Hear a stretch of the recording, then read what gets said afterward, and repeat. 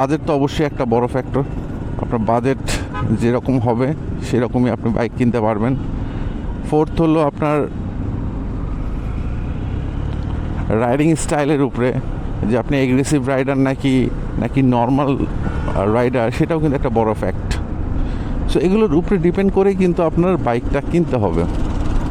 এখন ধরেন টাকা আছেই বলে যে আপনি স্পোর্টস বাইক কিনবেন।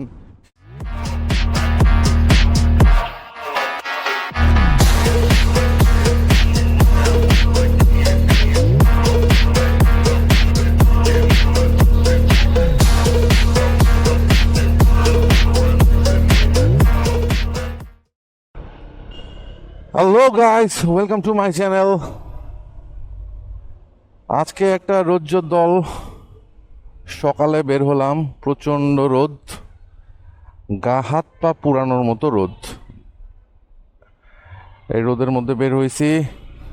এই কয়েকদিন যদিও একটু মেঘলা মেঘলা ছিল, আজকে রোদের মানে তীব্রতা অনেক বেশি। যাই হোক, রোদ বৃষ্টি মিলাই আসলে আমাদের জীবন। দেখবেন যখন বৃষ্টি থাকে তখন আমরা বলবো ইস রোদ হয় না কেন, আবার যখন রোদ থাকে তখন ইস একটু যদি বৃষ্টি আসতো। এইভাবেই আসলে চলে আমাদের। আসলে যখন যেটা থাকে সেটাই আমাদের মন ভরে না। যেটা হলো জীবনটা এমনই। রয়্যাল এনফিল্ড গেল, ভালোই লাগে দেখতে রয়্যাল এনফিল্ড। এখন হলো জীবনটা এমনই, এভাবে চলতে হবে। আর চলার ক্ষেত্রে সবচেয়ে সুন্দর বাহন হলো বাইক। বিশেষ করে ঢাকা শহরের মতো এমন একটি জায়গায়, কারণ বাইকটা থাকলে আপনি যে কোনো জায়গায় খুব শর্টলি, খুব সাশ্রয়ে যেতে পারেন। অন্যান্য বাহনে কিন্তু আপনি এত সহজে সাশ্রয়ীভাবে যেতে পারবেন না। আর তাছাড়া বাইক নিয়ে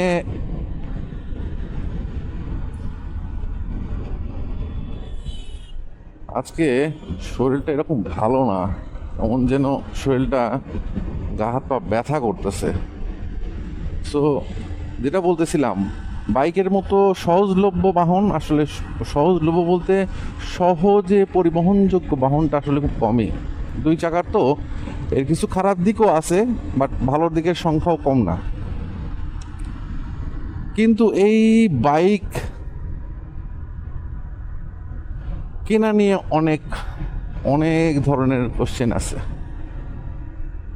তা আজকে আমি কথা বলবো বাইক আসলে প্রথমবার যারা কিনবেন কি দেখে কিনবেন। লাইফে প্রথম বাইকটা কিনতেছেন, তখন আপনার কি দেখা উচিত এই বাইকটার। আসলে প্রথম যে জিনিসটা দেখতে হবে সেটা হলো আপনি কি কাজে ব্যবহার করবেন। অবশ্যই ফোন আসছে।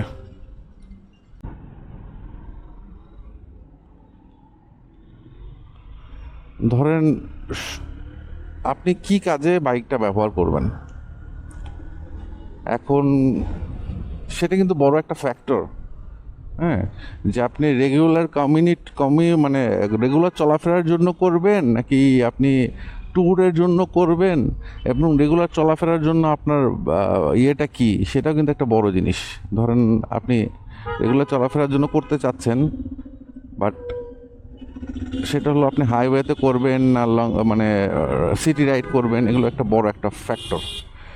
তার জিনিস হলো আপনার বাজেট তো অবশ্যই একটা বড় ফ্যাক্টর।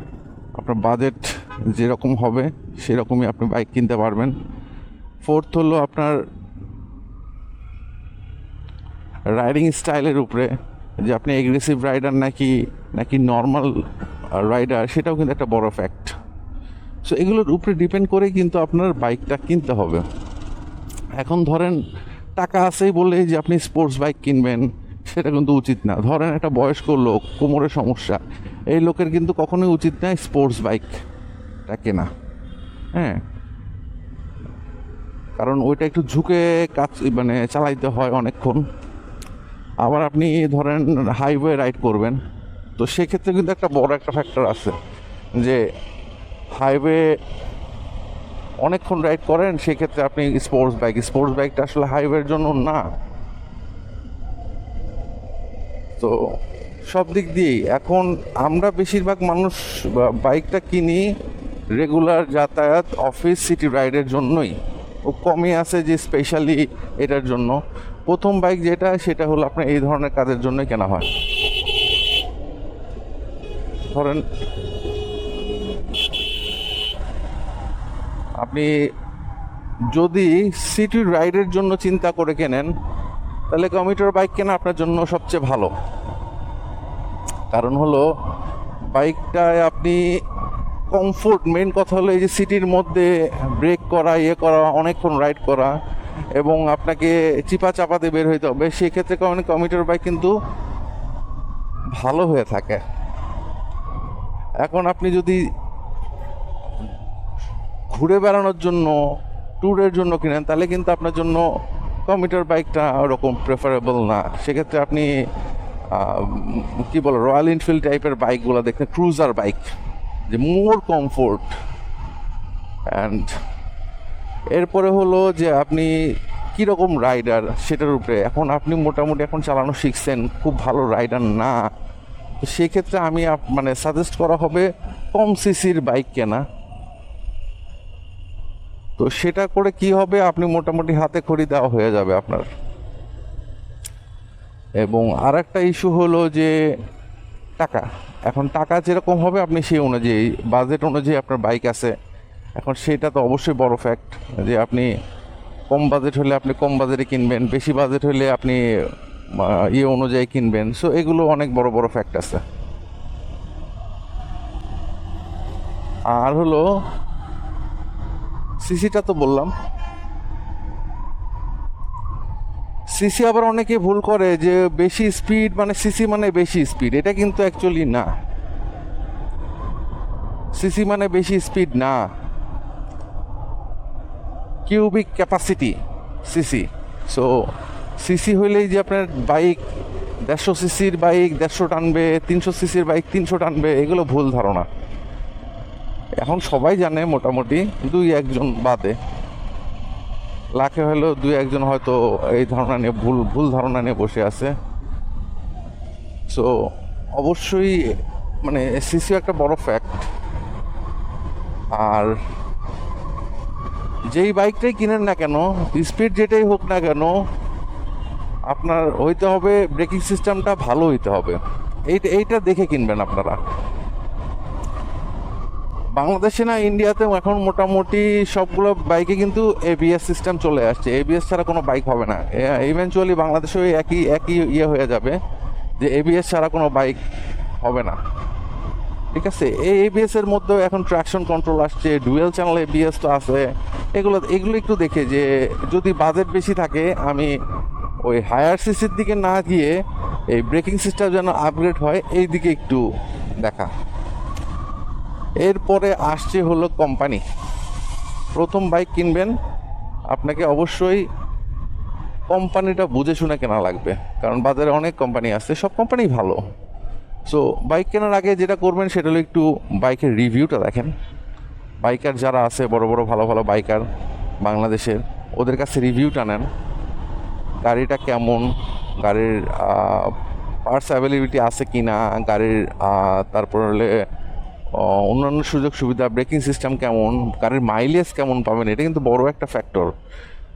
এটা নিয়ে আলাপই করলাম না যে আমি গাড়ি কিনবো, সো সেক্ষেত্রে আমি কোন গাড়ি কিনবো, প্রথম গাড়ি মাইলেজটা যাতে ভালো পাই। কারণ প্রথম গাড়ির ক্ষেত্রে প্রবলেমটা হলো যে অনেকেই আছে প্রথম চালানো শিখে তারপরে সেটা গাড়িতে চালাচ্ছে, সে অত অভিজ্ঞ চালক না।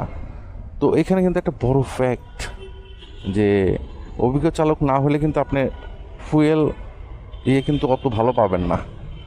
সো সেক্ষেত্রে আপনাকে অবশ্যই জানতে হবে যে মানে ওই অনুযায়ী নিতে হবে যে আমার ফুয়েল যাতে কম খায় এরকম বাইক। ধরেন আমি তো, আমার এটা 3 নাম্বার বাইক, আমার এর আগে 2টা বাইক চালাইছি, 3 নাম্বার বাইক। সো এই বাইকটা কেনার পিছনে অনেক বড় কারণ কিন্তু ফুয়েল। কারণ আমি রেগুলার অফিস যাতায়াত করি, আমার অত টাকা পয়সা নাই ভাই, আমি গরিব মানুষ। সো আমাকে কিন্তু ওই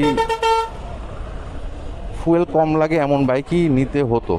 সো আলটিমেটলি কিন্তু আমি এটাই নিচ্ছি। ধরেন পিজিএম এফআই, এটা বলছে ওরা 50-এর মতো, কিন্তু আমার ভাই দরকার ছিল 35, বাট আমি সেখানে 40 পাচ্ছি, আলহামদুলিল্লাহ। তো সেই অনুযায়ী কিন্তু অনেক ভালো বাইক। তো এটা কিন্তু বড় একটা কনসিডারেশনের বিষয় মানে বাইক কেনার ক্ষেত্রে, যে আপনি জেনে নেবেন যে আপনার গাড়ির ফুয়েল কতটুকু খাইতে পারে লিটারে। এটা মনে করেন অফিসিয়ালি যা বলে তার থেকে একটু কমই মানে অত তো যাবে না। ওরা যেটা বলে সেটা হলো ফাঁকা রাস্তায় সুন্দরভাবে চালায়, কিন্তু আপনি তো আর এরকম ফাঁকা রাস্তা পাবেন না, এরকম সুন্দরভাবে 5 গিয়ারে চালাবেন না। আপনাকে তো মোস্ট অফ টাইম 2-3 গিয়ারেই চালাইতে হবে।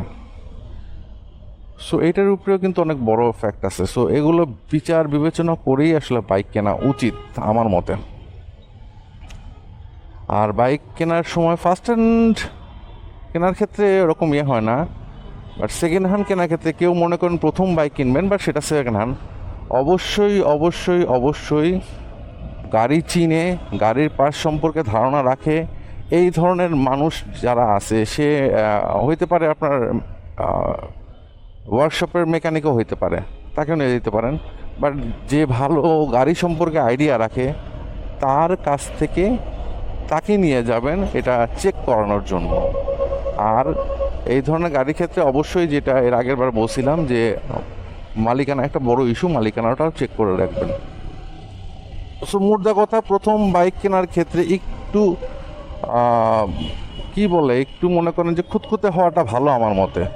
কারণ এটা আপনার কষ্টের টাকার প্রথম বাইক, প্রথম শখ, আর প্রথম জিনিসটা কিন্তু অনেক স্পেশাল হয়। সো প্রথম বাইক কেনার ক্ষেত্রে কিন্তু আসলেই অনেক কিছুই মাথায় রেখেই কিনতে হয়।